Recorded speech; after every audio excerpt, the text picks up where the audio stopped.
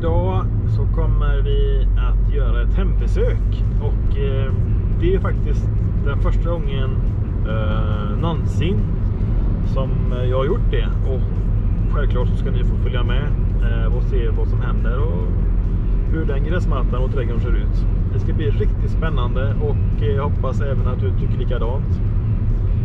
Vi kommer besöka en kille som heter Sebastian Basse. Och vi kommer att se vad som försiggår på hans gräsmatta. Som sagt, följ med.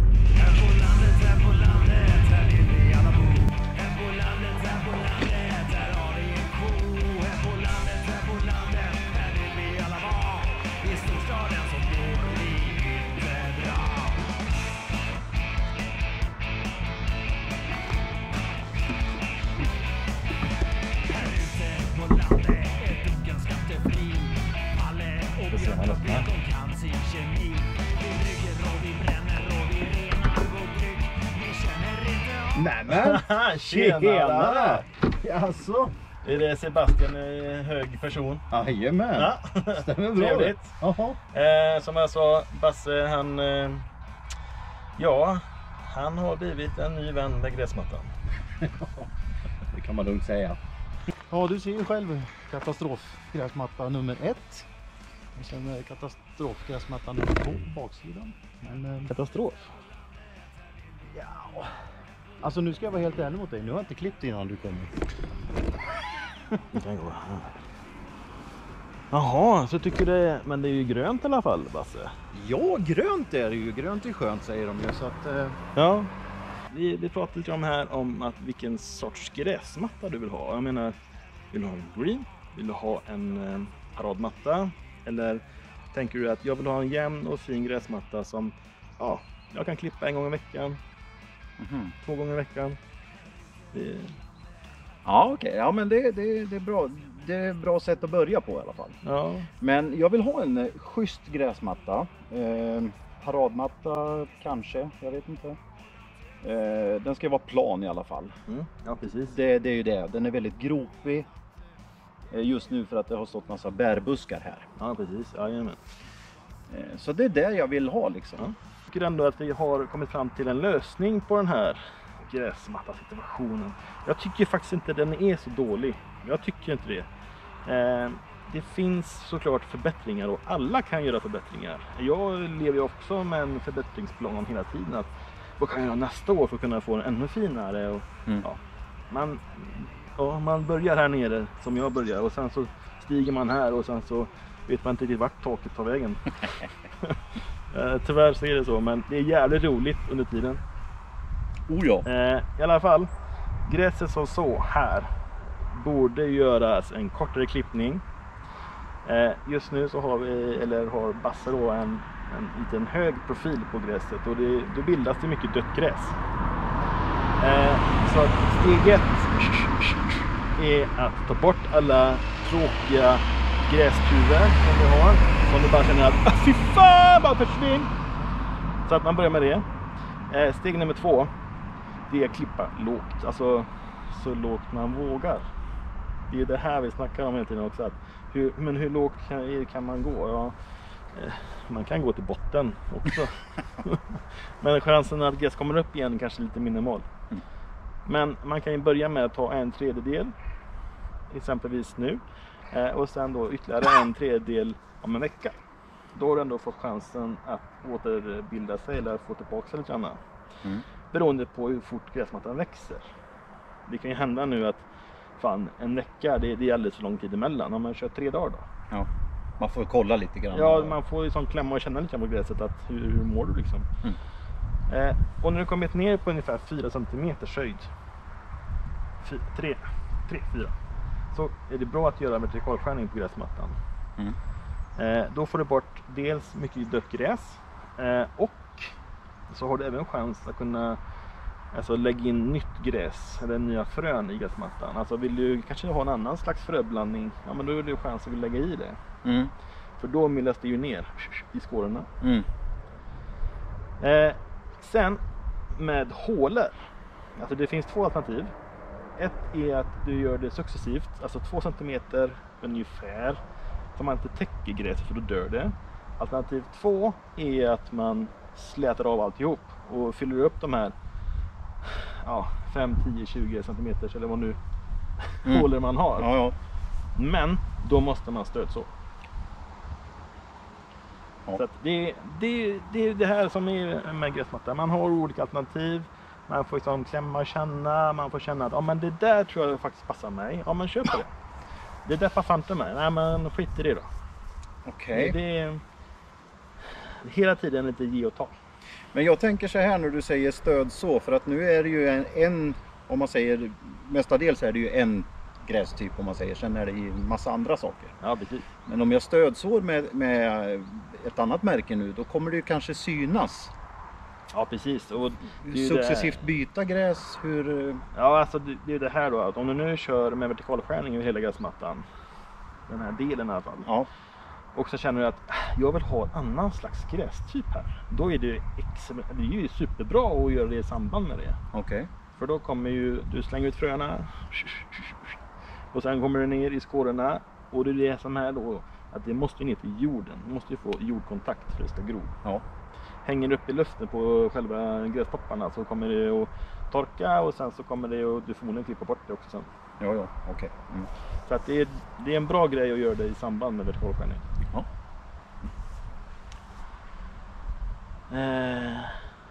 Ja, Basse.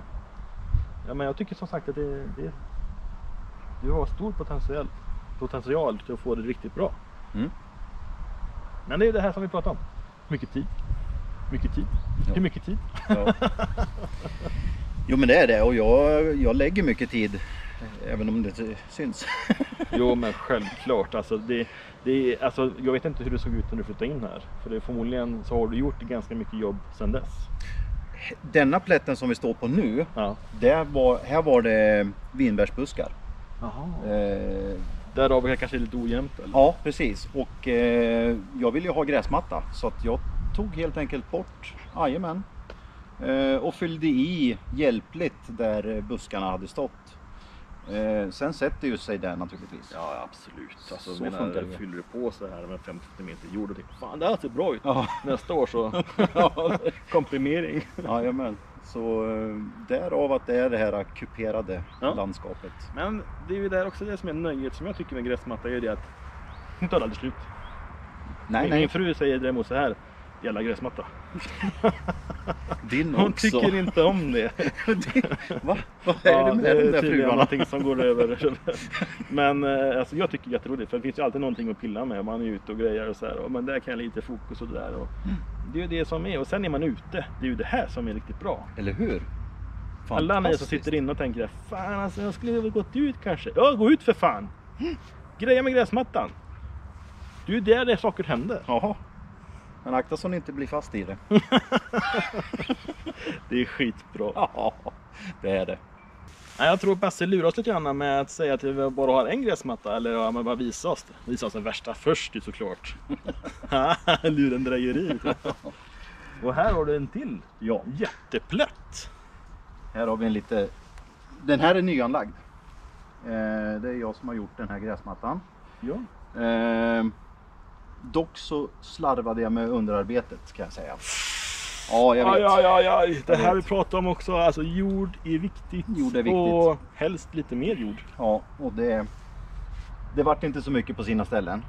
Mm. Men det jag har gjort nu på en liten plätt här för att testa, Ja. ungefär 60 kvadrat.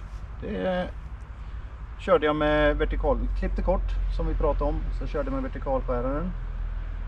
Fick upp massa sån här göttigt, du vet, Ja. brunt härligt som ligger borta i slänten där. Ja, just det. Och sen så vattnade jag, och medan jag vattnade så sprang jag omkring med en grep och slog ner. Ja, just det. Det Ja. har jag också provat. Ja. Jävligt jobbigt. Gissa vem jag fick det ifrån. Nej, men så jag liksom gjorde en sån här arrowation. En hållpipning kan man säga med Ja. grep, Ja, eller jajamän. luftning då. Ja. Och sen så slängde jag på gräsfrö. Och sen så la jag toppdress uppe på. Ja. Och sen borstade jag ut det med jag sa va? Ja, just det. Men du gjorde ju stegen i alldeles rätt riktning och eller i rätt ordning. Ja. Och jag menar, du gjorde ju verkligen allting som man ska göra. Så att, vad var det som var fel då? Ja, jag tycker väl att det har tagit sig lite snett. Men Du menar att du har fått en ojämn... Nej, men jag har hört att det är så här att det kan bli så här fläckar. Tydligen så finns det fläckar i den här gräsmattan. Det kan inte jag tro på riktigt. Det är den här du menar? Ja, där har Men här får du ju upp frön. Titta, bebisarna kommer ju upp här. Ja, det gör de ja. Ja, just det. När gjorde du den här då, stödsådden? Det här är 6 veckor sedan jag gjorde. Ja men, då är du otålig. Ja, det vet jag. Det är man alltid när det gäller gräsmattan. Man vill ju att det ska bara... Ja precis, alltså, nu har ni också följt det här att jag försöker ju att göra en ny gräsmatta och man... Alltså när fan händer det då? Det kommer de upp liksom. Man tänker att nej men nu kanske. Men 6 veckor tar det ungefär. Ja. Vad är det för någon sort då? Det är Fairway. Vad heter de? Weibulls. Ja. Okej. Det finns ju olika gräsfrön har ju olika grodtid. Mm. Tyvärr säger de ju inte det, eller skriver de ju inte det på förpackningen. De skriver bara så här lågt ungefär, så här innehåller det, men grodtid säger man aldrig. Så man går ju ändå blind och längtar efter att det kommer upp. Mm. Ja, det är därför man slänger på frön och grejer. Hela tiden också. Nej, det kommer ingenting, jag tar lite mer. Ja, just det. Ja. Men vad tycker du om den här gräsmattan, Basse? Ja, jag tycker ändå att du har lite problem med, antingen så är det torka. Jag ser, antingen så är det problem med torka, för man ser att det är lite ljusare. Eller så har du att det är för hårt med jord. Eller så har du lagt ut för lite gräs. Frön alltså. Det finns ett par olika liksom, frågor. Och jag tror att det är en ganska bra kombination utav detta. Jaha. Kombinationsmatta. Ja. Det tar sig dåligt. Det tar sig väldigt dåligt här. Och jag tror att det är väldigt hårt i backen. Faktiskt. Det är väldigt kompakt. Och Men sen... du har lagt på lite grann på toppen. Nej, inte här faktiskt. Det är ju inte superhårt. Men... Nej. Här är det bara matjord. Och det kan nog ha varit så att det blev ganska tunt just här. Men vad känner du på den här sidan då? Rent spontant så är det slänga på toppdress. Spontant toppdress. Och stödsåg. Ja, precis. Ah, ja. För det är ju det resultatet vi ser här. Kör man samma behandling då på resterande, tänker jag. Gå med grepen och hugger. Ja, den där eviga grepen. Ja du, jag hade sån träningsvärk i underarmen alltså. Det var hemskt. Ja, mest absolut. Det är skitbra grejer som du tänker på här. Vi grep, alltså syresätt rötterna, få luckrat upp jorden lite granna och ut med dressjord. Man kan lägga ut lite höstgödsel under dressen om man tycker att man vill få lite extra bra förutsättningar för alla frön. Och höstgödsel, det är högt kväve? Nej, det har 0 kväve. 0 kväve? Kväve är för högt, alltså växtverken. Ja, just det. Fosforn är för rötterna och kalcium är egentligen för alltså fotosyntesen. Ja. Så att ett höstgödsel innehåller ju oftast väldigt lite kväve, och det är det att man vill att rötterna ska rota sig. Sen innehåller ju oftast dressjord en viss form av gödsel i själva, men man kan göra det om man tänker att man ska få lite extra fart på det. Ja, okej. Och bra följ tips. rekommendationerna på påsen. Nej, Den här kommer precis. ta sig förresten. Ser lite ledsen ut. Ja, Det är ett försök. Jag har fått sticklingar utav en arbetskamrat. okej, ja. Och hon sa, det är ju en, vad heter den? Red Devil. Någon slags... Sprea. Ja. Hon sa det. Jag sticker ner dem hemma i jorden bara och det bara rotar sig. Ja visst, sa jag. Ja, jag provar väl då. Så Basse, då har den sista delen av din gräsmatta ser ut så här. Ja. Hur känner du då? Det här om jag tycker att de andra är katastrof så tycker jag att den här är ja. Jag vet inte. Här har jag haft väldiga problem med att fukt eller liksom vatten, när det regnar mycket när man går här, då klafsar det. Jaha, okej. Men frågan är om det beror på. Men man kan nästan se att den är väldigt fuktig. Och om vi tar fram lite jord, då kan man liksom göra en liten boll av den så här. Så är den bra fylld med lera.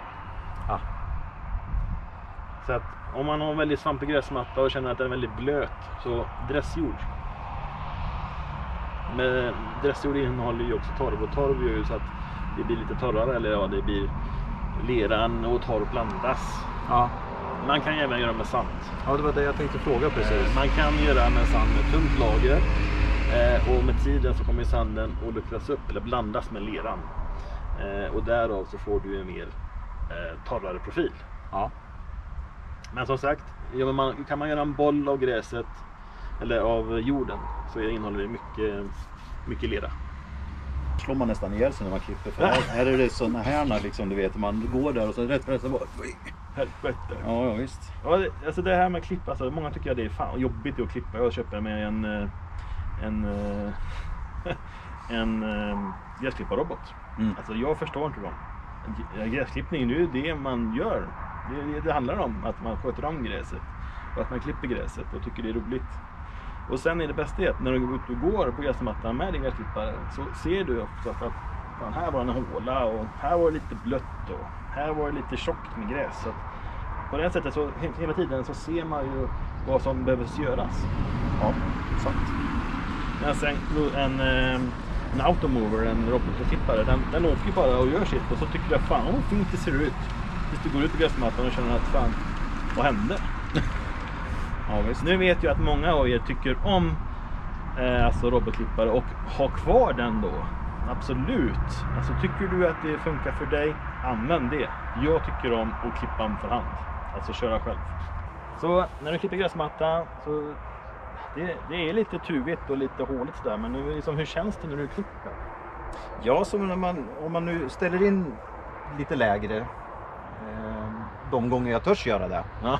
Och då blir det ju sådär ibland att man kommer med ett däck som åker ner i någon håla, och då skriker det liksom till, och då... Ja, precis. Och det är det här som är så svårt när man har en gräsmatta som är lite längre. Det är ju det att vart är hålorna? Ja. Vart attans är de? Och det är som, man kan inte gå runt och spalta i gräset över att de här är några hålor. Det viktigaste nu är det att man kör på den här låga inställningen som du tänker. Om du kommer till en sån här håla, försök att ha någon litet jord hemma, någon tottrest, säck eller någonting, och så lägg i där. Alltså klipp klart och sen så lägger du i de här hålorna som du såg. Ja. Och med tiden, du har hållit på med detta, desto mer jämnare blir gräsmattan. Ja, just det. Och det är det här som är att man våga göra detta, alltså våga liksom utmana dig själv att nu klipper jag faktiskt lite lägre idag. Och ja, visst, det kan bli lite skarpering någonstans, men jag lovar dig att gräset kommer tillbaka. Ja, det gör det. Ja. Men du pratade lite om att du vill ha en annan slags gräsklippare, för i dagsläget så har du en rotoklippare. Ja. Men du vill egentligen ha en cylinderklippare. Ja. Och om du nu tänker att du vill ha en cylinderklippare, så får du skapa förutsättningar för att kunna använda den. Ja. Det är ju det här då att man får ett mål.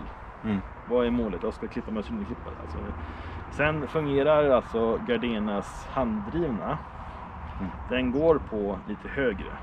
Men ska du ha en motormodell, så jag menar 40-50 millimeter, alltså över det så är det jäkligt svårt att klippa. Och helst lägre, typ 1 centimeter. De där nere, jag tycker om det. Ja, precis. Det är det fint. Men du kan ju tänka så här då, om du sitter med ibland så blir det alldeles för övermäktigt. Alltså det känns bara rackarna alltså. Ska jag kunna klara av allt det här? Och jag kände likadant i somras när jag la ut dressjord på min gräsmatta. Jag hade bara, nu ska jag lägga ut dressjord alltså. Det här kommer bli så jäkla bra. Och så kom man ungefär halvvägs så kände man så här, rackarna alltså, det här var ju riktigt tråkigt. Och jag tappade lusten och kände bara att... Och då är det bättre att man tar det i sektioner. Alltså bryt ner det i mindre bitar. Alltså för dig bara så kanske det betyder att du tar en del av gräsmattan och fokuserar på. Som i år. Att, nej men nu ska jag fokusera på den här sidan. Den här ska jag fokusera. Den andra, den klipper jag och håller ordning på. Och försöker ha det så gott som möjligt. Men den här sidan, där ska jag få det så bra som möjligt. Så bygger man upp den gräsmattan till den här perfekta gräsmattan som man vill ha. Då kan du köpa en svintklippare eller vad du vill ha och använda där. Jajamän. Då har du ett mål att fy fasken, där har du. Där ska resterande se ut som där borta. Det har varit en lång tur och jag tycker det har varit väldigt intressant att få komma och besöka Basse som också är musiker. Ja, stämmer. Ja, och när hon har missat det så har Basse också ett Instagramkonto. Jag skriver det i texten här under. Så sök upp honom och kolla på hans grejer för det är också väldigt roligt. Men frågan som jag ska ställa mig är så här, eller ställa dig är: varför blev du en gräsnörd? Ja, det var ju någonting i det här med gräs som tilltalar mig. Att det ska inte bara vara grönt utan det ska vara skönt också. Ja, just det. Du menar att du ska vara en bra snygg gräsmatta? Jajamän. Och sen är det faktiskt, så här är det. Man vill faktiskt ha en schysst gräsmatta så grannarna blir lite gröna också. Jajamän, så är det faktiskt. Och det är det här som är så roligt, att vi alla har ju liksom kommit till den punkten vid gräsnörd av olika anledningar. Och vissa de föds kanske i det och vissa kommer på lite senare och olika anledningar. Så det är väldigt roligt att höra vad olika personer har samt varför. Jajamän. Men som sagt, det har varit jätteroligt att få komma och titta på din gräsmatta och klämma och känna lite. Och få ge lite råd. Sen avgör du och ni vad ni önskar göra med detta. Vi kanske bara säger skit i det. Gör det då. Det är din gräsmatta och det är även din gräsmatta. Men alla har potentiellt, eller har en väldigt potential till att få den perfekta gräsmattan. Ja, så är det. Och glöm nu inte att trycka på prenumerera här längst nere, så du inte missar nästa video. Det är ju ingen som vet vad som händer, tydligen. Ha nu en jättebra dag och så ser jag dig i nästa.